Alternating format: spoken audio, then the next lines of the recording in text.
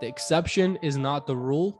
If you guys have heard that saying, the exception is not the rule, what that saying really means that if something happens once or happens twice or happens on an off chance, it doesn't mean that thing is the reality. It means it just happened on an off chance. It was an accident or it was a coincidence. That exception is not the rule. It's not what's expected. It's not what happens over and over again. It's not what happens every time, right? If I have this pen over here and I drop it, it's gonna drop pretty much every time. The rule is gravity, right? Or the law is gravity, whatever you want to call it. If one time I drop this pen and it goes upwards, first of all, that would be crazy. But second of all, and very impressive, and I'd be intrigued. But second of all, that would be the exception, not the rule.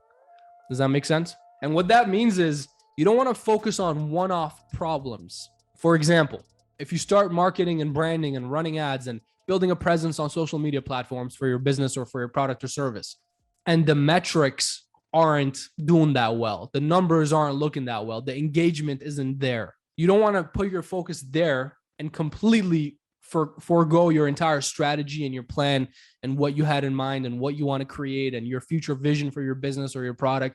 You don't want to look at those metrics and allow that to influence your overall strategy. That exception is not the rule. It's not what you're focused on. It's not the overall plan. As another example, you have a client, you're in sales, you're proposing your product and your offers and your pricing, and you have a client, completely flip out on you, be very negative, tell you they don't like your brand or your company or your offer or your price is too much. But out of 100 people you've spoken to, this is the one guy who's complaining. This is called the one guy syndrome. It's a real thing. In sales, it's actually a real thing. What that means is if you're talking to 100 people and 99 of them are fine, they're respectful, a percentage of them, you had a good closing ratio, they actually bought your product or your service, but there's that one guy, the one guy who just says, no, your product is terrible, your company is terrible, I hate the brand, I don't like it, I'm not doing business with you, you'll never get my business. That guy is the exception, not the rule. He's not what you focus on. You focus on the rule.